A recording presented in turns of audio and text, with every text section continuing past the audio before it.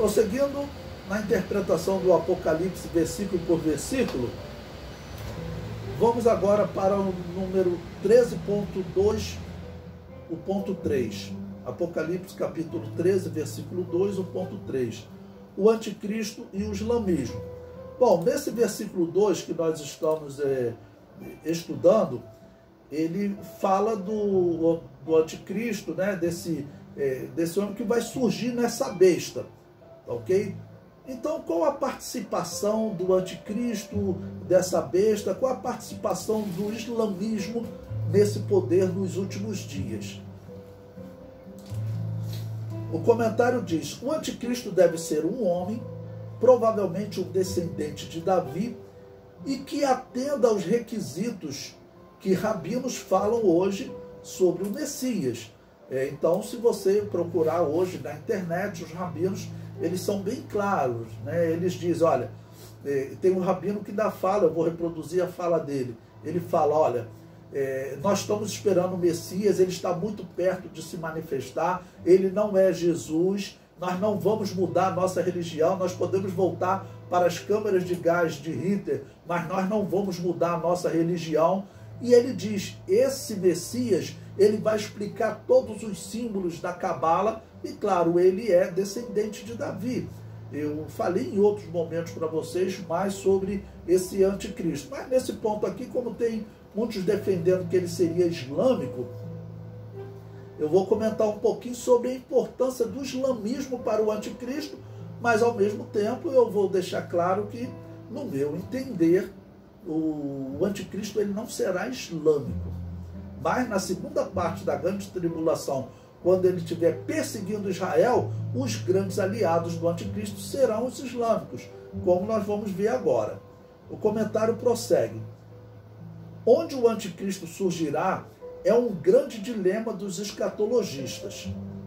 Uma corrente tem defendido que o anticristo surge no islamismo, seguindo uma corrente literal que fala do trono de Satanás em Pérgamo, porque isso foi falado na carta à igreja de Pérgamo, mas como eu disse para vocês, certamente é uma referência à era de Pérgamo, ao nascimento da igreja católica. Então, seguindo essa interpretação que fala do trono de Satanás em Pérgamo, alguns intérpretes têm defendido que o anticristo surgirá do islamismo, porque a cidade de Pérgamo hoje ela fica no mundo islâmico. A profecia bíblica assinala que o anticristo nascerá do povo que destruiria Jerusalém, né? Essa foi a profecia de Daniel. E além também de destruir Jerusalém, ele destruiria o santuário, que foram os romanos. Bom, aqueles que defendem que o anticristo será islâmico, eles falam o seguinte, não, o exército de Tito, né, o general romano que invadiu Jerusalém, ele era formado de povos que viviam ali ao redor de Israel, que eram povos árabes. Bom, é verdade, segundo a história, que os árabes eram a maioria no exército de Tito. Porém, o mandante da destruição eram os romanos. Esses soldados, eles eram pagos, né? Porque, claro, os romanos, eles tinham mercenários, como eram chamados os exércitos pagos. Eles tinham mercenários em todos os países que eles conquistavam. Porém, o mandante da destruição era Roma, né? O comentário prossegue. Logo, o anticristo surgirá do Império Romano, que é o quarto animal de Daniel capítulo 7, e a besta que sobe do mar de Apocalipse 13. Então observe, até as quatro pontas ou os quatro chifres da besta, né, do Império Romano, ela tem vários aspectos, ela vai existir nesses últimos dias. Mas é verdade também que o Império Romano, ele tinha ali na região da Europa as suas divisões de províncias e que haviam 10 divisões. Por isso que causou aquele erro de interpretação histórica que alguns acreditavam que 10 países da Europa formariam o mercado comum europeu e o novo império do Império Romano liderado pelo Anticristo. O comentário prossegue. O mundo islâmico fazia parte do Império Romano? Sim. Diversos pontos parecem apoiar essa tese, porque uma boa parte do mundo islâmico hoje, o norte da África é islâmico, né? Claro, a Arábia Saudita, aquela região ali foi dominada por Roma, fazia parte, mas eles eram minoria no Império Romano. A maior parte estava, né, na Europa. Até Espanha, Portugal, tudo fazia parte do Império Romano. Agora, observe a importância do mundo islâmico durante a grande tribulação.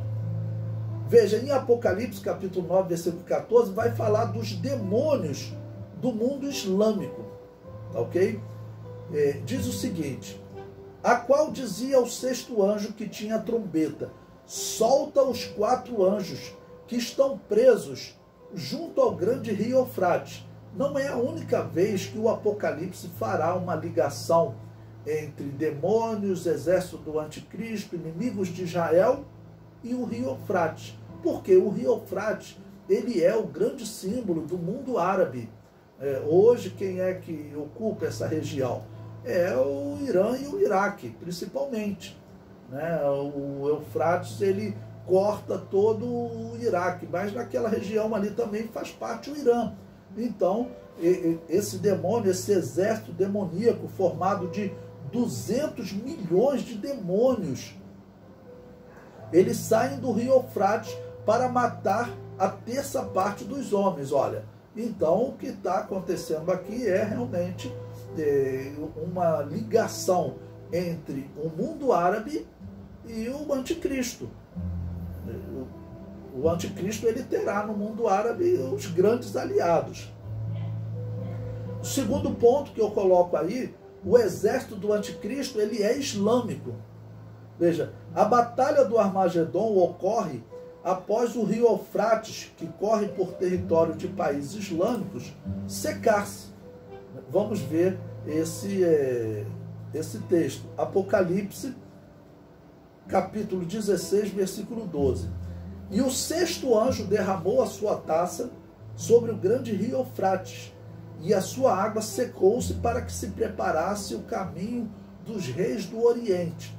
Bom, de onde vem essa expressão reis do Oriente e por que o rio Eufrates? Reis do Oriente representa aqueles reis do Oriente que vieram nos dias de Abraão, que fizeram uma invasão na região de Canaã. Eles são esses reis do Oriente. E claramente, quando é dito aqui que eles saem depois que o rio Eufrates seca, ou seja, a indicação, porque o Apocalipse está falando dessa maneira, é para indicar o local de onde eles partem. Eles partem do mundo árabe, ele parte do mundo islâmico. Isso está bem claro aqui nesse ponto. Ou seja, o anticristo, ele vai ter como grande aliado o islamismo. E até o que está acontecendo no Afeganistão no momento é um exemplo de fortalecimento do mundo islâmico. Se vocês pesquisarem na ONU hoje, os árabes, os islâmicos, eles ocupam áreas estratégicas. Quando ocorre o julgamento de qualquer questão ligada a Israel, o mundo árabe em peso, eles já condenam Israel. Israel hoje escapa por causa do poder de veto dos Estados Unidos. Por isso é que eu falei que os Estados Unidos é muito provavelmente o lugar de onde parte o anticristo, onde surge o anticristo.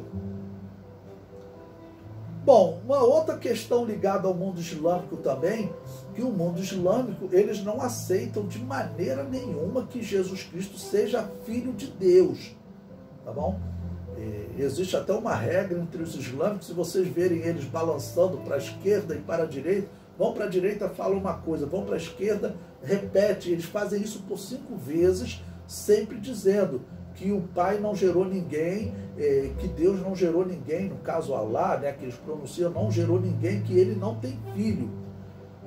Então, esse texto de João, ele tem sido usado também por aqueles que defendem, né, que o anticristo, ele nega o Pai e o Filho. Veja, 1 João 2,22. Ele diz: quem é o mentiroso, senão aquele que nega que Jesus é o Cristo?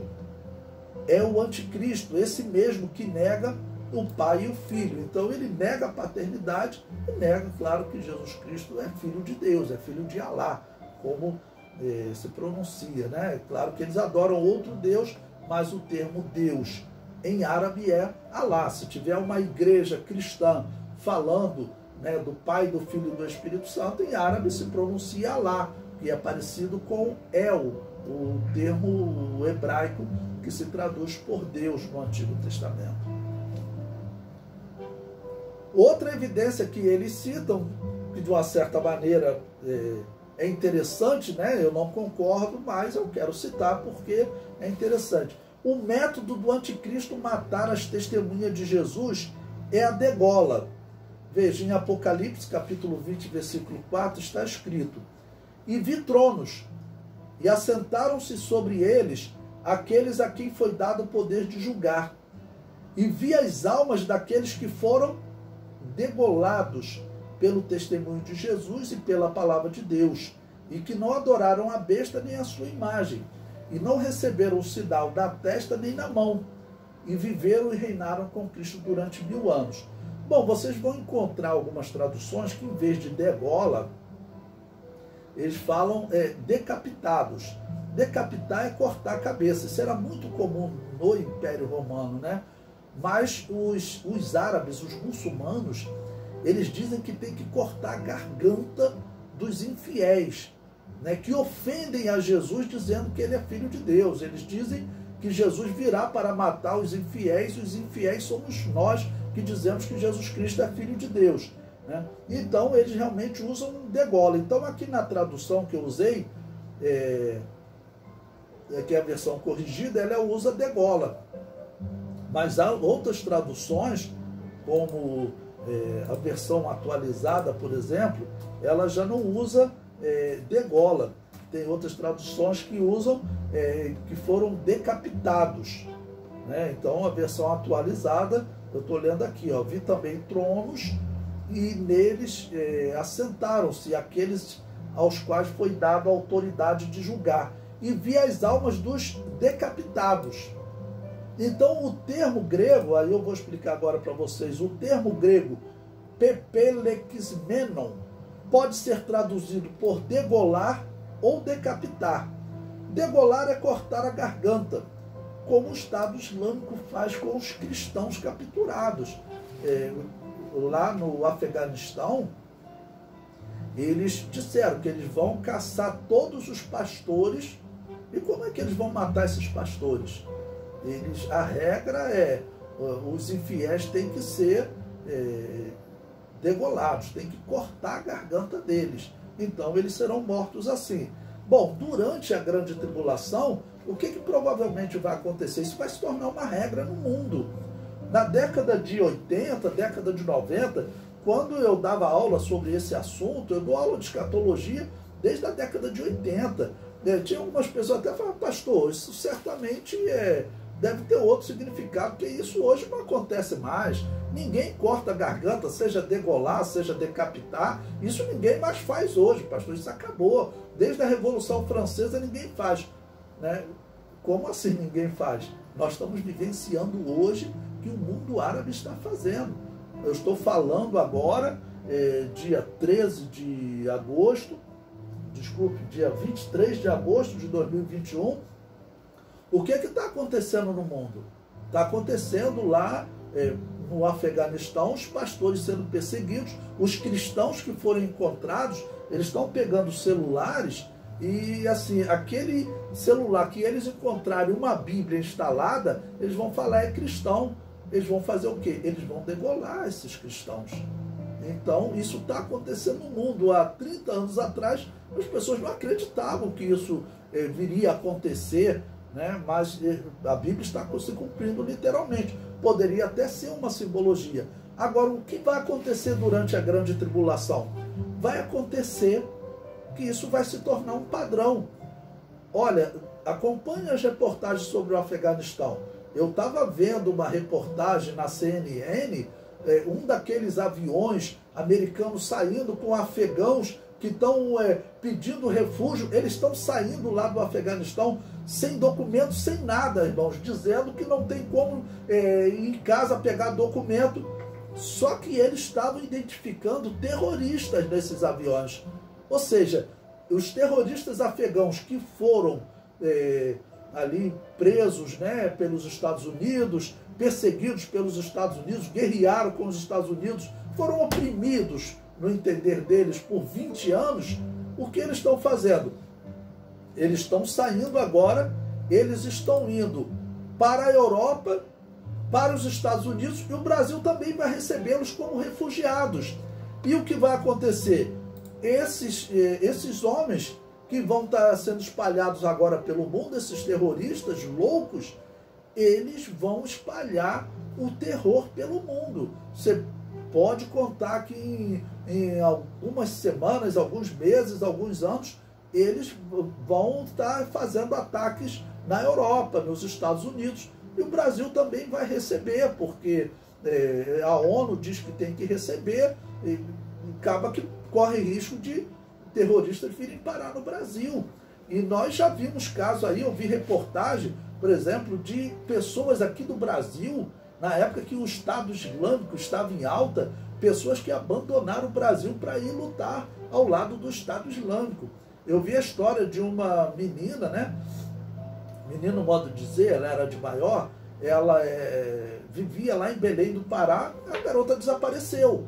Os pais procuram a filha, aí foram na delegacia, a delegacia começou a pesquisar, foi em Polícia Federal, daqui a pouco encontraram, olha, a tua filha viajou. Viajou para onde? Ela viajou para a Síria. Como assim viajou para a Síria? Aí foram em casa, pegaram o computador da moça, abriram, conseguiram entrar com as senhas, né? Porque tem os profissionais de informática que entram, encontraram lá, ela estava em constante diálogo com o Estado Islâmico e nesse diálogo ela falava exatamente que queria servir junto com o Estado Islâmico e ela foi para a Síria para lutar ao lado do Estado Islâmico. Esse número de loucos, irmãos, eles tendem a crescer, porque nós estamos vivendo uma situação no Brasil que os radicais, eles estão ficando com ira da igreja cristã. Depois eu vou citar para vocês, teve um jornalista da Folha, irmãos, você pode pesquisar na internet, ele comparou os cristãos do Brasil, que estão com esse lema, Deus acima de todos, eles ele comparou os cristãos ao Talibã, irmãos. Olha que absurdo. Era para esse homem ser, então, punido pelo STF como discurso de ódio. Ele comparou os cristãos ao Talibã. Se você pesquisar na internet, você vai encontrar. Pesquisa, repórter da Folha compara cristãos do Brasil ao Talibã. Ainda tem uma parte lá que ele fala, o cristianismo perseguiu, matou, falando da Igreja Católica. E ainda diz o seguinte, nos últimos 500 anos não mudou. Isso é um absurdo. Então, quer dizer, quando Jesus arrebatar a igreja, essa ira vai aumentar muito, irmãos, contra os cristãos. Então, o que está acontecendo no mundo é um crescimento desse terrorismo, do islamismo, e esse terrorismo ele vai espalhar pelo mundo. O comentário prossegue. Em 15 de fevereiro de 2015, o Estado Islâmico degolou 21 cristãos e deixou a mensagem. Uma mensagem assinada com sangue para a nação da cruz. Para nós vermos a ira que eles têm contra os cristãos. Matam os cristãos como se estivessem prestando um culto a Deus. Em João capítulo 16, versículo 2, está escrito, expulsar-vos-ão das sinagogas. Vem mesmo a hora em que qualquer que vos matar cuidará fazer um serviço a Deus. E aí eu explico, olha, o termo grego latreian, traduzido nesse texto como serviço, é melhor traduzido por culto. Então, quer dizer, teriam pessoas matando os cristãos, acreditando que eles estão prestando um culto a Deus, no caso ao Deus deles, né? Um culto à divindade. Vamos lembrar que na época do Novo Testamento não havia distinção de maiúsculo e minúsculo. Então nós não sabemos, nós não temos certeza se aqui realmente Jesus estava falando do Deus da Bíblia ou de um Deus de uma seita, ok? Coloca-se Deus com letra maiúscula, é a interpretação do tradutor. Na época não havia distinção de maiúsculo e minúsculo, escreviam tudo em maiúsculo. O comentário prossegue. Os romanos matavam os cristãos por estes não prestarem culto aos seus deuses. Os islâmicos matam os cristãos acreditando que estão prestando culto ao seu Deus, né? Porque eles dizem que nós estamos ofendendo o Deus deles e ofendendo Jesus Cristo, o profeta de Alá, como eles chamam. Bom, qual o problema dessa teoria, aqueles que defendem que o anticristo será um islâmico? O anticristo não pode ser um islâmico, pois os judeus jamais receberiam como Messias um islâmico. E ele, por 3 anos e meio, ele vai ser recebido assim pelos judeus. Os judeus estão esperando o Messias. Você encontra rabino dizendo que o Messias vai se manifestar a qualquer momento. Mas nós sabemos que quem vai se manifestar é o anticristo. Dificilmente vai ser um islâmico.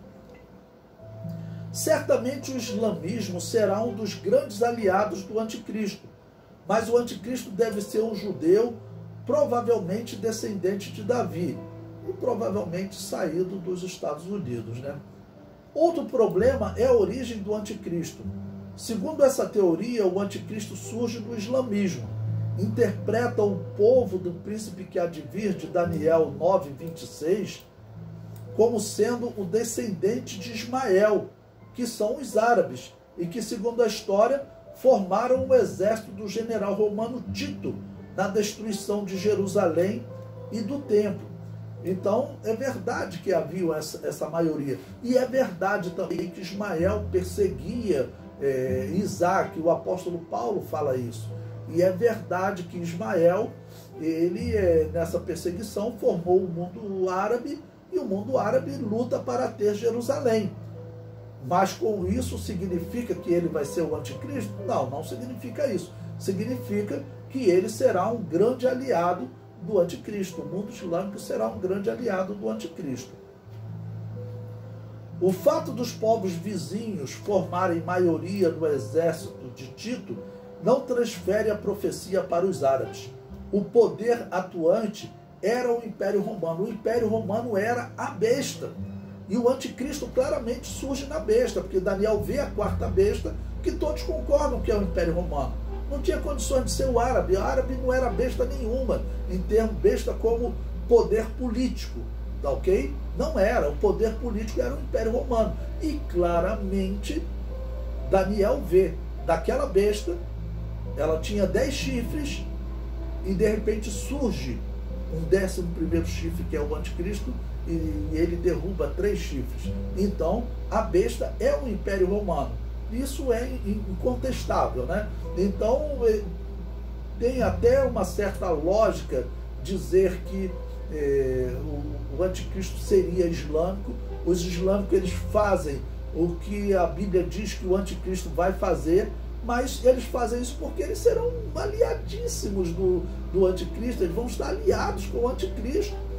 E quando o anticristo falar de perseguir os israelitas, eles apoiam. Falar de perseguir os cristãos, eles apoiam. Então é por isso que eles fazem hoje o que o anticristo fará. Os descendentes de Ismael se reuniram porque eram dominados pelo Império Romano. O problema final dessa teoria se encontra na interpretação de Daniel 7, versículos 7 a 9. Observe, Daniel vê essa 4ª besta, esse 4º poder, né, mundial, esse poder político. E claramente esse poder político é o Império Romano. Não tem como aplicar esse poder político, essa besta, ao mundo árabe. Pode alegar que o mundo árabe, eles odeiam Israel, eles querem tomar o território que Deus deu a Isaac, existe esse ódio, eles cortam a garganta, né, dos infiéis, como eles chamam, tá bom? Mas eles não podem ser considerados a besta. A besta é o Império Romano. Versículo 7 diz: depois disso, eu continuava olhando nas visões da noite, e eis aqui o quarto animal, terrível, espantoso e muito forte, o qual tinha dentes grandes de ferro, e ele devorava e fazia em pedaços, e pisava aos pés o que sobejava. Era diferente de todos os animais que apareceram antes dele, e tinha 10 pontas. Então, quer dizer, aqui a descrição bate realmente com o Império Romano. O Império Romano, ele era uma potência tão grande que ele dominou os gregos facilmente, né? E teve regiões que a Grécia nem lutava, né? Como era o norte da África, que o Império Romano foi lá, né? E venceu, né? Os chamados cartaginenses ou fenícios, que dominavam o mar Mediterrâneo.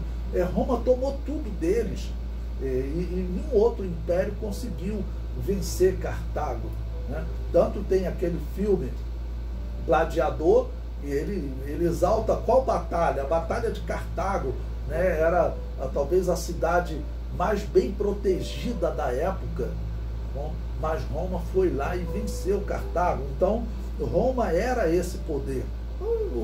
Os árabes eram uns pobres, né, que Roma pagava eles para lutar, eram só mercenários. Não dá para dizer que os árabes são esse poder. Mas tem um professor que eu falo até com respeito, vou citar o nome dele em respeito, até porque eu digo que ele é um cristão. Ele, por exemplo, critica muito a doutrina da predestinação do mundo árabe. É um bom professor, assistam ele na internet, Nathan Rufino, um bom comentarista, explica muito bem, gosto dos comentários dele, mas ele defende abertamente que o anticristo seria islâmico, né? É claro que também aqui não dá para eu ser dogmático, dizer que com certeza absoluta ele está errado. Eu acho que as evidências indicam mais realmente para, por exemplo, os Estados Unidos, até pela simbologia dos animais, o leão com asas de águia. Eu acho pouquíssimo provável que saia do mundo islâmico. Seria realmente uma cegueira muito grande de Israel receber um islâmico como sendo o Messias, né? E o versículo 8, Daniel prossegue: estando eu considerando as pontas, as 10 pontas da besta, que com certeza tem que ser o Império Romano. Estando eu considerando as pontas, eis que entre elas subiu outra ponta pequena, que é o anticristo, diante da qual 3 das pontas primeiras foram arrancadas. E eis que nessa ponta havia olhos, como olhos de homem, e uma boca que falava grandiosamente, porque está falando do anticristo, como ele vai falar durante a grande tribulação, convencendo as pessoas, né, de segui-lo. No versículo 9, eu continuei olhando até que foram postos os tronos, e um ancião de dia se assentou, a sua veste era branca como a neve, e o cabelo da sua cabeça como a limpa lã. O seu trono, chamas de fogo, e as rodas dele, fogo ardente.